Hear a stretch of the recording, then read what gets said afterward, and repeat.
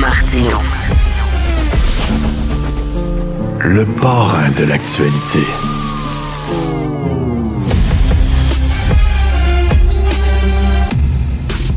On voyait que les Américains devaient marcher sur leur fierté et leurs principes. Une liberté de penser.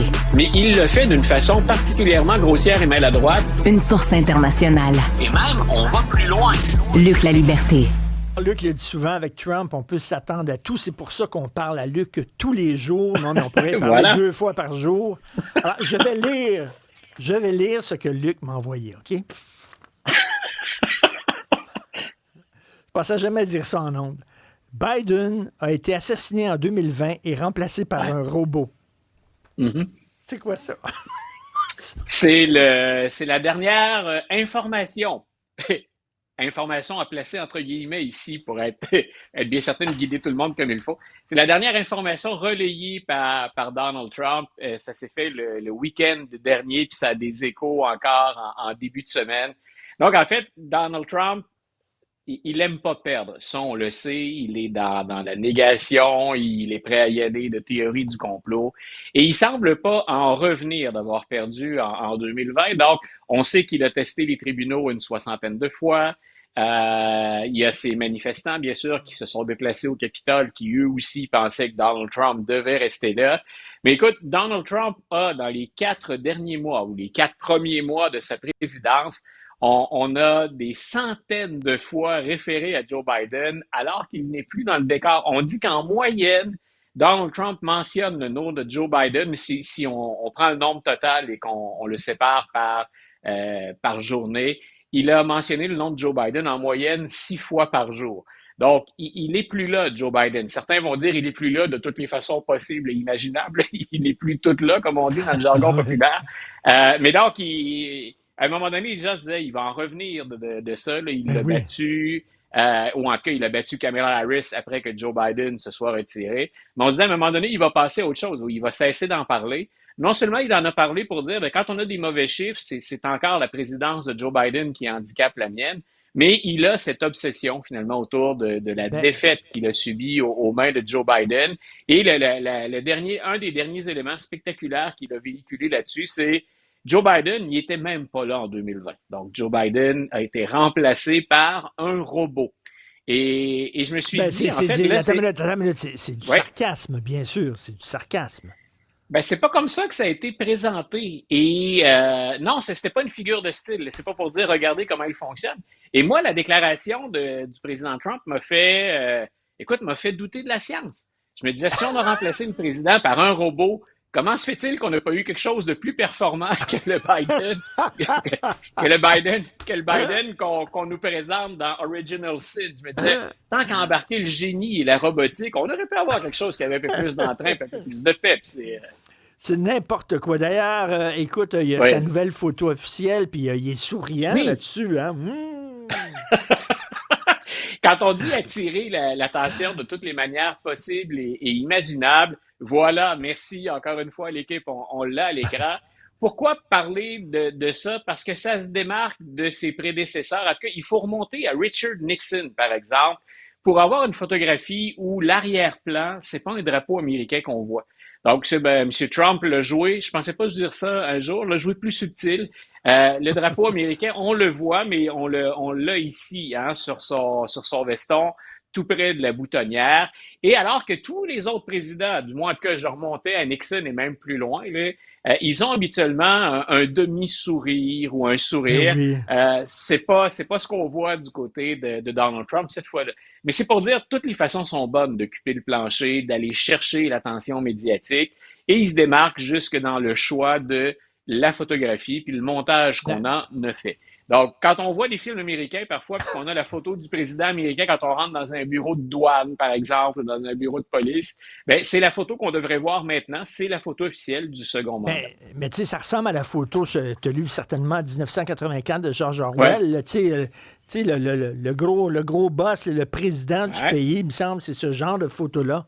Voilà. On le voit là-dessus. Là. Ça n'a pas de Puis écoute, sens.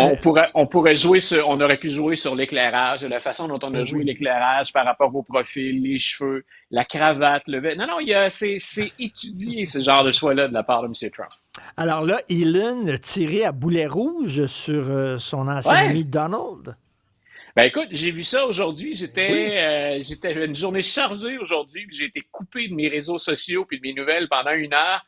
Première chose que je vois en sortant, c'est une série d'alertes sur le fait. Mais on en avait parlé aussi un petit peu de ça, mais c'était pas aussi fort comme critique. Mais on avait dit c'est pas pour rien que les chemins se séparent à ce moment-ci entre Elon Musk et Donald Trump. On appréciait de moins en moins les réserves ou les critiques d'Elon Musk. Et quand tu dis il tire à boulet rouge, c'est que là, il a visé carrément le budget en disant que ça n'avait pas de sens, que c'était déconnecté, que les élus qui ont voté pour ça, jusqu'à maintenant, ce sont ceux de la Chambre des représentants, que les élus devraient avoir honte d'avoir voté pour ça. Et finalement, il en a contre un budget qui ne va qu'aggraver la situation du déficit budgétaire américain. Et ce déficit, il est attribuable, ça aussi, on l'a déjà mentionné, aux généreuses baisses d'impôts qu'il y a, mais qu'il y a pour les plus riches, qu'il y a pour ce qu'on a déjà appelé avant le 1%, là où vraiment l'élite au plan économique, c'est eux qui devraient bénéficier de coupures de budget. Et ce qu'Elon Musk a laissé entendre, il l'avait déjà laissé entendre en mettant ça en parallèle avec ce que lui a fait pour la fonction publique américaine.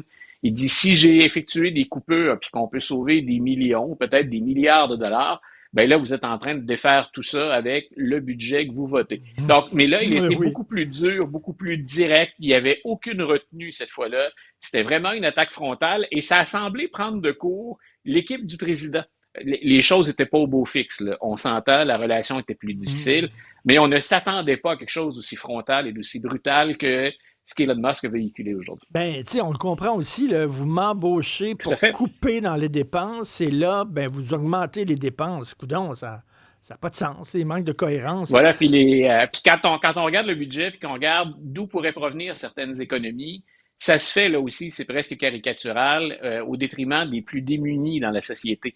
Mais même en privant les démunis de services de soins de santé, par exemple, quand on va effectuer des coupures dans Medicare, donc c'est presque sacro-saint aux États-Unis, Medicare, même en effectuant des coupures, en privant des gens de services, c'est loin de suffire à combler le trou qu'on est en train de creuser avec les fameuses baisses d'impôts.